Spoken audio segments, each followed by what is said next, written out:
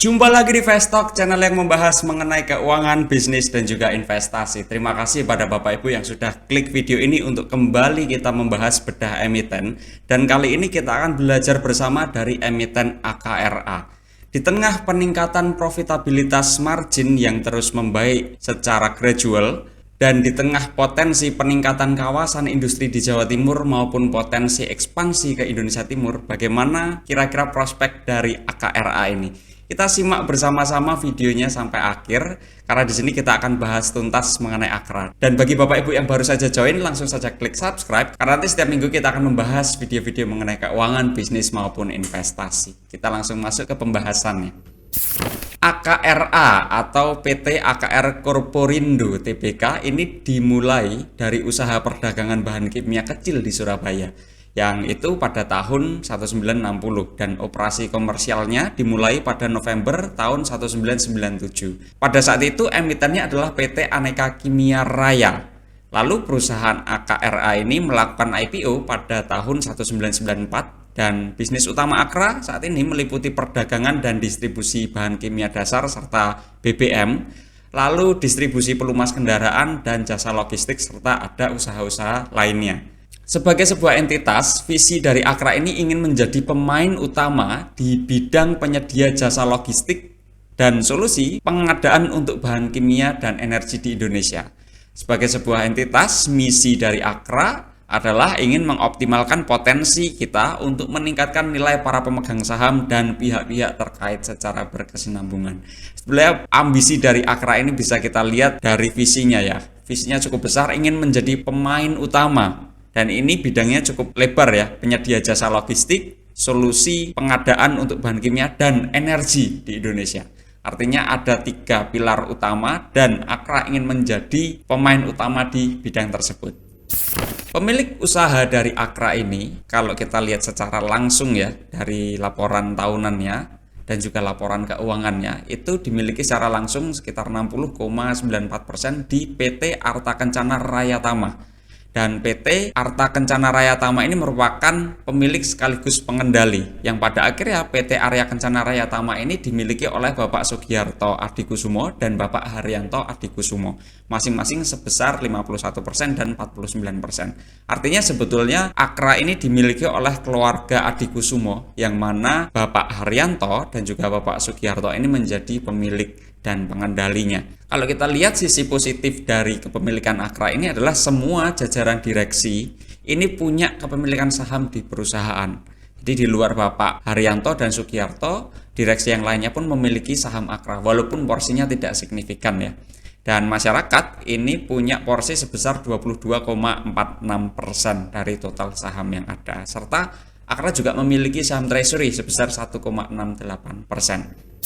Dari struktur organisasi, Dewan Komisaris dan juga Dewan Direksi, ini Dewan Komisarisnya, presidennya adalah Bapak Sugiarto, sedangkan presiden direkturnya itu adalah Bapak Haryanto. Tadi ya, pemilik utamanya dari AKRA ya, yang mana menjabat sebagai presiden komisaris dan juga presiden direktur.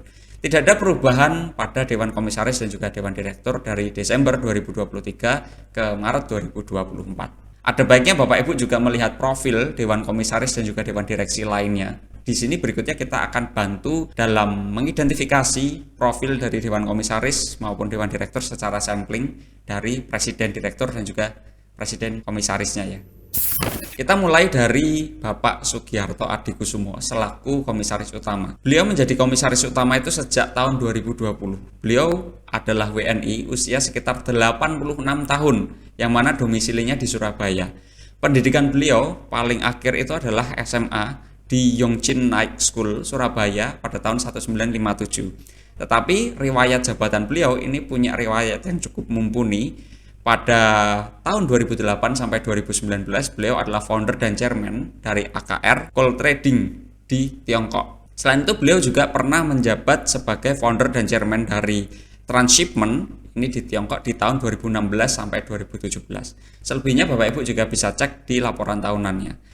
Dan rangkap jabatan beliau sampai di tahun 2023 ya, ini karena dari laporan tahunannya. Beliau menjabat sebagai Presiden Komisaris PT Arjuna Utama Kimia dari 2007 sampai sekarang. Beliau juga anggota Komite Nasional dan Remunerasi dari AKRA Dan yang lainnya Bapak Ibu juga bisa cek selebihnya ya, karena kalau ditampilkan semua kemudian nggak cukup ini slide-nya.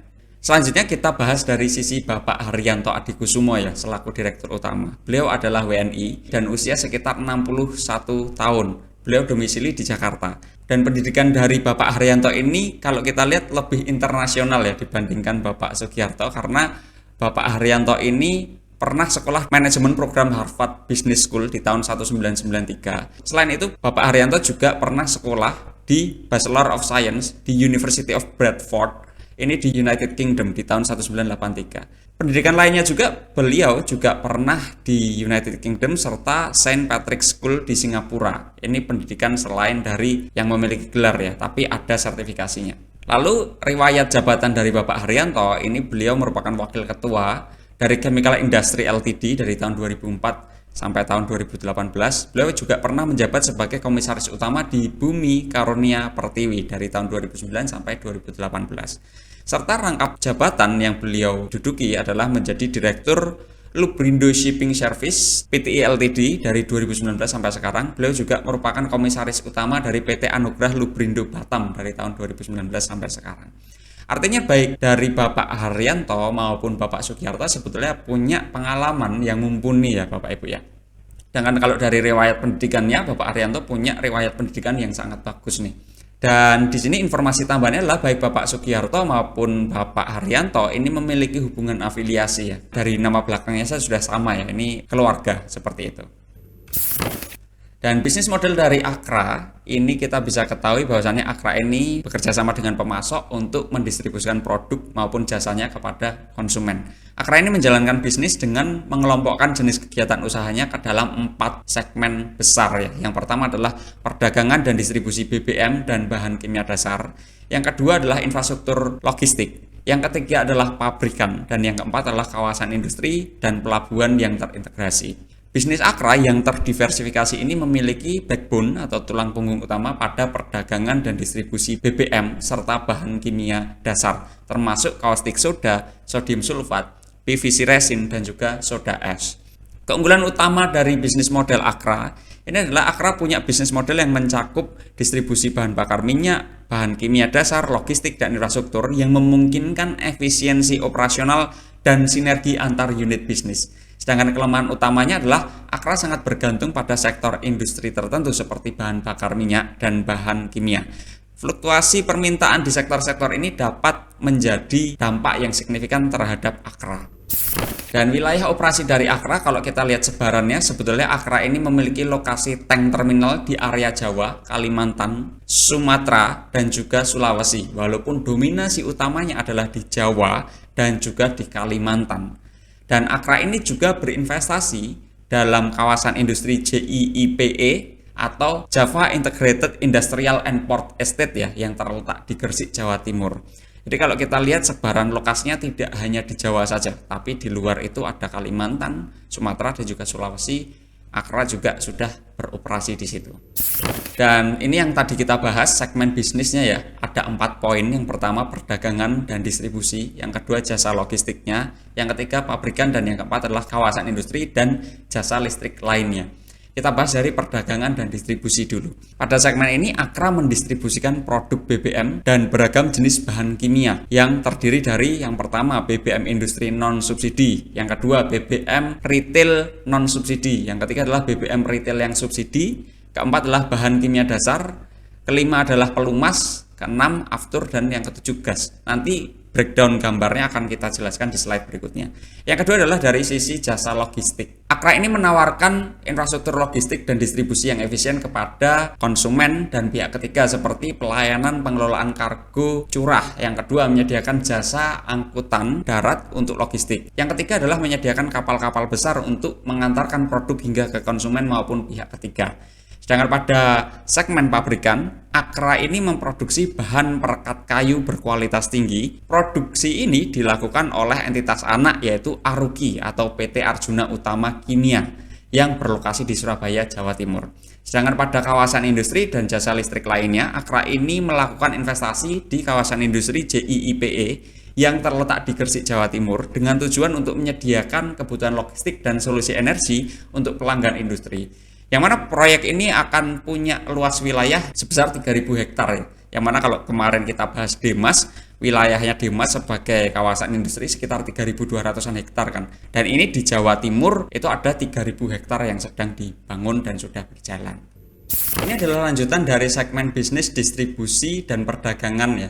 Kita bisa ketahui bahwasannya produk BBM industri ini ada biodiesel, marine petroleum oil, dan AEDO serta pelumas. Sedangkan produk BBM retail itu adalah produk yang subsidi, non subsidi serta BBM aviasi. Kalau kita bahas satu-satu, biodiesel ini peruntukannya untuk pertambangan, perkebunan, pembangkit listrik, kapal serta pengiriman. Sedangkan pada marine petroleum oil ini untuk pabrikan dan juga kapal. Kalau pelumas sendiri ini digunakan untuk pabrikan, kapal, serta alat berat.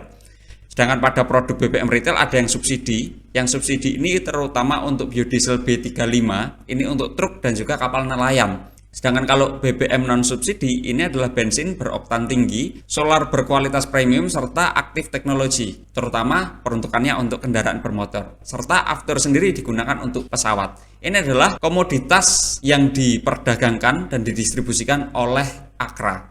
Dan kenapa ini penting? Karena perdagangan dan distribusi BBM dari Akra ini masih menjadi penopang utama dari revenue ya. Kalau dari kuartal 1 2024 itu kontribusinya sekitar 76%-an. Sedangkan dibandingkan dengan perdagangan dan distribusi bahan kimianya itu hanya 16,15% dari total revenue.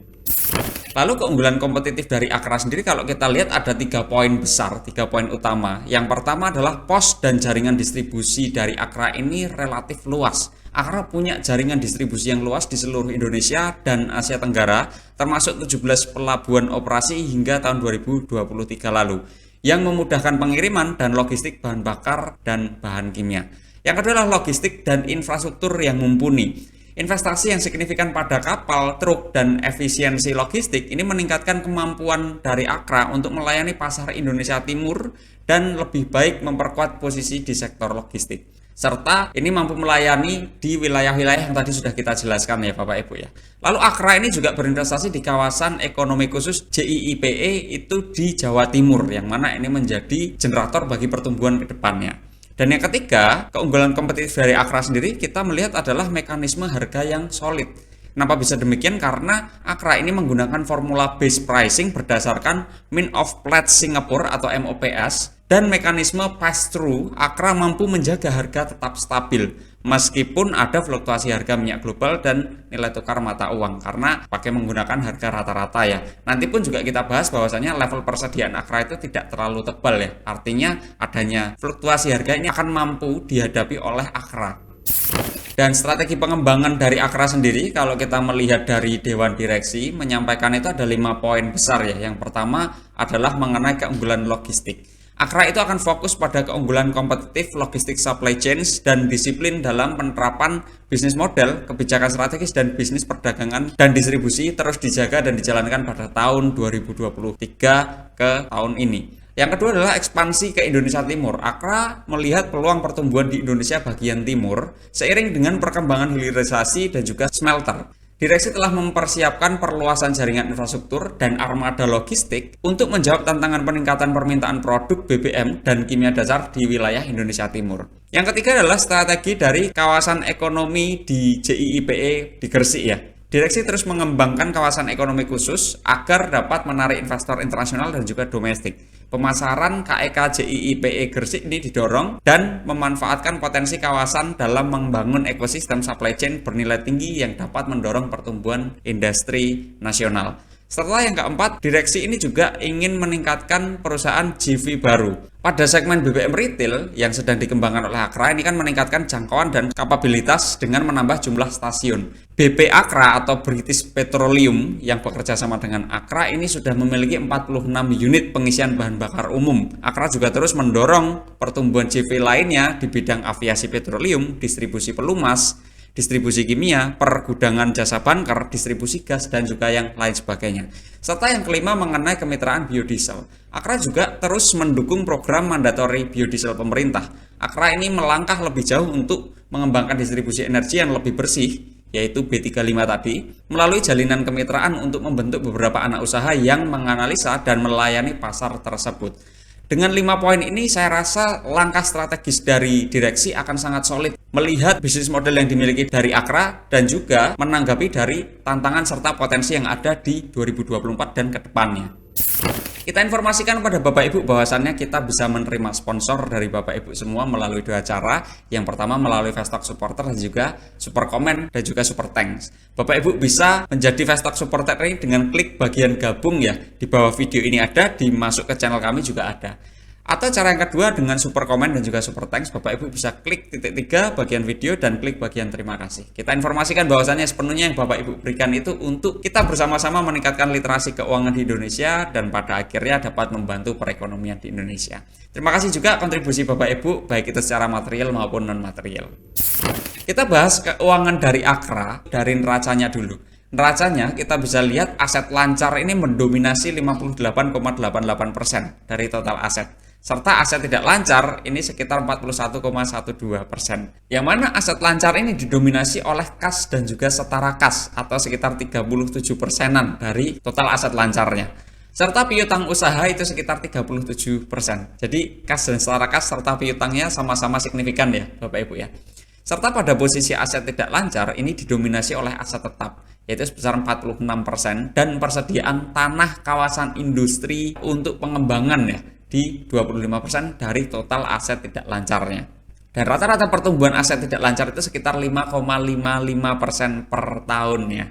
Kita bisa ketahui bahwasannya pertumbuhan aset dari Akra ini relatif predictable ya. Kita lihat di tahun 2013 sampai tahun 2024 ini ada peningkatan secara gradual. Walaupun di tahun 2020 ada penurunan ya karena ada COVID ya Bapak Ibu ya. Tapi setelah itu 1 tahun berselang di 2021 total asetnya sudah melebihi dari tahun 2019. Kalau kita lihat neraca dari komponennya, kita bisa ketahui bahwasannya komponen aset dari Akra ini didominasi oleh utang karena ekuitasnya hanya sekitar 48,40%. Dengan utang itu utang jangka pendek sebesar 36,65% dan utang jangka panjang sebesar 14,95%. Utang jangka pendek ini didominasi oleh utang usaha pihak ketiga yaitu sebesar 69,91% dari total utang jangka pendeknya. Jadi sebetulnya relatif oke ya karena bukan utang bank maupun utang-utang yang mahal. Sedangkan utang jangka panjang ini didominasi oleh utang bank jangka panjang yaitu sebesar 86,43%. Nah, utang jangka panjangnya ini adalah utang bank, tapi kontribusinya terhadap total aset itu tidak terlalu signifikan ya, hanya di 14-15% saja. Dan rata-rata pertumbuhan ekuitas itu sekitar 9,60% per tahun, yang mana ini relatif moderat ke arah tinggi ya pertumbuhan ekuitasnya. Sedangkan laba rugi kita bisa ketahui dari revenue, operating profit dan juga net profitnya. Rata-rata pertumbuhan revenue dalam 11-12 tahun terakhir itu sekitar 5,26% per tahun. Dan rata-rata pertumbuhan laba operasi serta laba bersihnya itu di angka 12% ke atas per tahun ya. Artinya ada efisiensi yang berhasil dilakukan oleh Akra. Bisnis model dari Akra ini memungkinkan adanya efisiensi operasi bisnis sehingga pertumbuhan laba itu bisa lebih tinggi dibandingkan pertumbuhan revenue-nya. Dari kontribusi pendapatan, kita bisa ketahui bahwasannya kontributor utama dari perolehan revenue itu adalah masih dari segmen perdagangan dan distribusi. Kalau dari 11-12 tahun terakhir, kontribusinya sebesar 93,23%. Dan rata-rata pertumbuhannya di sekitar 5% per tahun. Walaupun kita lihat ya dari revenue, ini tadi kita bahas lebih dalam, di tahun 2013 sampai tahun 2021 revenue itu hanya berfluktuasi saja Bapak Ibu. Hanya di 2-3 tahun terakhir itu ada lonjakan yang cukup signifikan, walaupun sekarang ada mulai normalisasi lagi. Dan kontributor berikutnya terhadap revenue adalah segmen logistik, ini sekitar 4,15%. Tidak ada yang signifikan segmen-segmen lainnya, walaupun segmen logistik ini di 4%-an ya. Dengan rata-rata pertumbuhan sekitar 3,52% per tahun. Pertumbuhan revenue juga masih kecil. Kalau kita lihat kontribusi beban dan biaya, sebetulnya sudah kelihatan ya. Pasti kontributor utama pada COGS, karena ini perusahaan perdagangan pada akhirnya ya. Dan kita lihat bahwasannya kontributor utama beban dan biaya itu adalah untuk COGS, yaitu sebesar 95,91% dari total beban dan biaya sampai diperoleh laba tahun berjalan. Terutama COGS ini untuk bahan kimia dasar BBM, yaitu sebesar 92%-an dari total COGS, dan tanah kawasan industri dan lainnya itu hanya 2%-an dari COGS. Kontributor berikutnya adalah beban umum dan administrasi. Ini juga nggak signifikan ya, 2% saja dari total beban dan biaya, terutama untuk gaji dan karyawan. Jika kalau ini kita ketahui bahwasannya Akra itu harus bisa menyesuaikan dengan harga beli COGS-nya ya, karena kalau enggak marginnya pasti langsung tergerus. Oleh sebab itu perhitungan biaya tadi dengan mekanisme yang tepat itu sangat diperlukan untuk sustainability bisnis dari Akra. Ini adalah kontribusi laba operasi dari Akra. Kita bisa ketahui bahwasanya kontributor utama dalam Akra ini memperoleh laba operasi dalam 11-12 tahun terakhir masih pada segmen perdagangan dan distribusi, yaitu sebesar lebih dari 90% dari total laba operasi yang diperoleh dengan rata-rata pertumbuhan sekitar 8,96% per tahun ya Bapak Ibu ya. Sedangkan pada segmen berikutnya yaitu segmen logistik ini memiliki pertumbuhan sekitar 1,0% saja per tahunnya.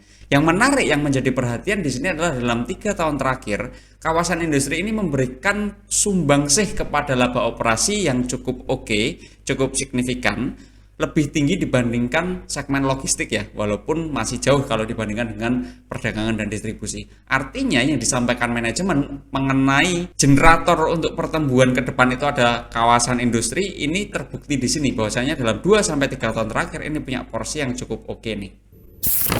Sedangkan kalau kita breakdown lebih lanjut, margin laba operasi per segmen, kalau kita lihat ya, kita ketahui bahwasannya pada segmen perdagangan dan distribusi, ini punya margin yang cukup tipis, yaitu sebesar 6,65%, sedangkan pada segmen logistik itu sekitar 16,97%, dan pada segmen pabrikan itu sekitar 30,71%. Setelah pada segmen logistik ini punya margin yang lebih bagus ya dibandingkan segmen perdagangan dan distribusi, tetapi kontribusinya masih terlalu kecil nih. Oleh sebab itu, dari kinerja secara agregat akan sangat bergantung dari perdagangan dan distribusi. Dan informasi tambahannya bahwasannya kita bisa ketahui Akra ini bisa punya margin yang cukup stabil ya di perdagangan dan distribusi, karena backbone-nya di situ kita lihat level marginnya itu tidak terlalu berfluktuasi, artinya cukup stabil di situ. Artinya yang disampaikan oleh manajemen strategi penetapan harga tersebut itu menjadi hal yang tepat di sini karena terbukti di kinerja keuangannya. Sedangkan pada sisi arus kas, kita bisa ketahui dari arus kas operasi, investasi dan juga pendanaan. Arus kas operasi ini fluktuasinya sangat tinggi. Dalam 11-12 tahun terakhir ini 3 tahun diantaranya itu bernilai negatif arus kas operasinya. Sedangkan Akra juga rutin dalam berinvestasi ke aset tetap. Hal ini juga tercermin dari neraca. Kita lihat aset tidak lancar itu tumbuh sekitar 5,5% per tahun ya. Dan Akra juga relatif rutin dalam membagikan dividen kepada pemegang sahamnya. Untuk pembahasan dividen nanti kita bahas ada sesi dividennya. Di sisi rasio aktivitas ini tadi di depan sempat kita singgung dari persediaannya ya. Level persediaan Akra itu sebetulnya cukup agile, yang mana Akra ini punya level persediaan di bawah 1 bulan ya, atau rata-rata 1 bulan lah, untuk bisa mengubah persediaan tersebut menjadi penjualan. Artinya kalau ada perubahan harga dengan level persediaan yang cukup tipis, ini bisa disesuaikan perubahan harganya. Dan Akra ini butuh waktu kurang lebih sekitar 2 bulan untuk mengubah piutang usaha menjadi kas. Sedangkan days in payable Akra memiliki waktu sekitar 3 bulan untuk membayar utang usahanya. Pada sisi rasio profitabilitas, net profit margin Akra sebenarnya sudah kelihatan ya, pasti net profit marginnya itu relatif moderat ke arah rendah tuh. Dan ini terbukti rata-rata net profit margin itu sekitar 5,21%. Sedangkan pada return on equity rata-ratanya adalah sekitar 13,52%. Nah, untuk melihat profitabilitas dari Akra sendiri sebetulnya akan lebih tepat kalau kita lihat menggunakan return on equity-nya ya, karena kita ingin mengetahui seberapa efisien Akra menggunakan ekuitas yang dimilikinya untuk menjalankan bisnis. Tapi walaupun demikian, net profit margin juga penting untuk kita bandingkan dengan kompetitornya. Tingkat profitabilitas Akra sendiri pada net profit margin dikategorikan pada kategori yang moderat ke arah rendah, sedangkan return on equity yang moderat ke arah tinggi ya. Walaupun profitabilitasnya relatif berfluktuasi, tapi kalau kita lihat dari tahun 2013 ke 2024, sebetulnya ada tren perbaikan, walaupun cukup tipis gitu, tapi ada tren perbaikan. Dan dari sisi rasio likuiditas, ada current ratio, quick ratio, serta cash ratio. Ini pun juga sama seperti rasio profitabilitas ya. Kalau kita lihat dari tahun 2013 sampai tahun 2024 kuartal 1, ada tren perbaikan ya. Sangat terlihat di cash rasionya, Ini sangat kelihatan trennya, walaupun berfluktuasi tapi ada tren peningkatannya. Kita bisa ketahui dari posisi terakhir, risiko dari rasio likuiditas Akra ini relatif moderat ke arah rendah karena quick rasionya di angka 139 persenan dan cash rasionya sekitar 59,59 persenan. Pada sisi rasio solvabilitas, Akra memperlihatkan bahwasanya tingkat debt equity ratio yang cukup tinggi di 106,59% di kuartal 1 2024 ya. Tapi meskipun demikian kita bisa kategorikan ini pada risiko yang moderat ke arah rendah karena operating profitnya bisa mengcover 47 kali dari interest expenses-nya. Kenapa debt equity rasionya tinggi tapi bisa cukup moderat ke arah rendah nih risikonya? Karena tadi paling tebal itu adalah utang jangka pendek dan utang jangka pendek pun paling tebal adalah utang usaha. Dan kita ketahui utang usaha pun dibayarkan itu Akra ini punya waktu 3 bulan. Sangat terjawab mengapa operating profitnya bisa mengcover 47 kali dari interest expenses-nya. Dan dari sisi dividend yield, kita bisa ketahui bahwasanya Akra ini dalam 11-12 tahun terakhir rutin tidak pernah absen dalam membagikan dividen. Walaupun tingkat dividennya dari 2013 sampai 2022 itu hanya berfluktuasi. Di 2023 ini ada pembagian dividen yang cukup substansial ya, dan harganya juga langsung tinggi. Kita lihat parameter dividen ini menggunakan dividen yield dan juga dividen yield aksen. Dividen yield adalah tingkat dividen yang diperoleh kalau kita membeli harga saham di tahun tersebut. Sedangkan dividen yield aksen adalah tingkat dividen yang diperoleh kalau kita beli saham tersebut di harga penutupan tahun 2013. Dan rata-rata dividen yield itu adalah sekitar 3,13% per tahun. Sedangkan rata-rata dividen yield aksen itu tidak terlalu berbeda jauh, yaitu di 3,86% per tahun. Pada tahun 2024 ini, Akra ini juga sudah membagikan dividen sebesar Rp50 per lembar sahamnya ya. Kalau kita punya di harga 1.500 ya berarti kisaran di 3,33% lah. Sedangkan pada sisi valuasi kita bisa hitung menggunakan discounted cash flow dan juga valuasi dengan price brand dengan PE ratio. Pada discounted cash flow kita menggunakan pendekatan yang moderat. Dan ada 5 asumsi, cash flow per share ini digantikan dengan earning per share. Yang kedua adalah estimasi earning per share itu sekitar Rp120,68 ya. Diskon rate-nya sebesar 15, growth rate ini menggunakan rata-rata sekitar 8,90% per tahun dan terminal growth rate-nya sekitar 3,50% per tahun. Hasil perhitungan dengan discounted cash flow, harga wajar dari Akra itu di angka 1.508. Sedangkan menggunakan valuasi price brand, kita bisa ketahui bahwasannya estimasi earning per share itu masih sama Rp120-an dan rata-rata PE ratio itu di 17,90. Ini cukup tinggi ya, 17,90. Hasil perhitungannya adalah di 2160. Kalau kita lihat kinerja di harga saham 13 Juli 2024 di 1.500, sebetulnya ya ini berada pada kisaran harga wajarnya kalau menurut analisis kita. Dan kita tambahkan opini dan fakta yang mungkin bisa terjadi bagi Akra atau menambah sudut pandang Bapak Ibu ya. Kita bisa ketahui faktanya bahwasannya dalam 2-3 tahun terakhir kontributor dari laba operasi itu adalah pada segmen perdagangan dan distribusi. Tetapi segmen kawasan industri mulai terdapat porsi yang cukup signifikan ya untuk laba operasi. Opini kami ya, kinerja Akra ini akan bergantung pada 2 hal. Yang pertama adalah pertumbuhan ekonomi global dan regional. Karena pengaruhnya itu secara sistemik terhadap seluruh industri dan juga konsumen. Yang kedua adalah kemampuan Akra dalam meningkatkan jangkauan distribusi dan berekspansi, terutama dari peluang-peluang yang ada nih, yang sudah kelihatan, seperti adanya kawasan industri, ekspansi ke Indonesia Timur, dan lain sebagainya. Nah, ini yang mungkin bisa menjadi generator bagi peningkatan kinerja dari Akra. Dan kesimpulan dari diskusi kita pada siang hari ini adalah yang pertama, Akra ini merupakan perusahaan yang bergerak di subsektor oil, gas, and coal, dan bisnis utamanya adalah perdagangan dan distribusi BBM dan bahan kimia dasar. Akra ini memiliki bisnis model yang lebih resilient dan dijalankan oleh manajemen yang kompeten dan berpengalaman. Akra punya neraca yang cukup bagus, kemampuan mencetak laba bersih yang positif pada tingkat profitabilitas yang moderat, dan arus kasnya berfluktuasi, serta tingkat dividen yang relatif moderat. Di harga saat ini, di 1.505, kami rasa Akra berada pada kisaran valuasi bisnisnya. Yaitu tadi diskusi kita mengenai Akra. Bagaimana menurut Bapak Ibu, apakah Akra ini cukup menarik untuk dikoleksi atau tidak? Kita informasikan, kita berikan disclaimer-nya. Ini bukan rekomendasi jual maupun beli ya Bapak Ibu ya. Dan Bapak Ibu harus melakukan analisis lebih lanjut dan analisis ulang supaya mendapatkan gambaran yang lebih solid. Terima kasih Bapak Ibu sudah menonton sampai akhir. Drop di komentar Bapak Ibu mengenai Akra, dan drop juga di komen nextnya kita akan membahas apa nih. Dan request dari teman-teman akan selalu kita lihat kok. Terima kasih, sampai bertemu di video selanjutnya dan selamat siang.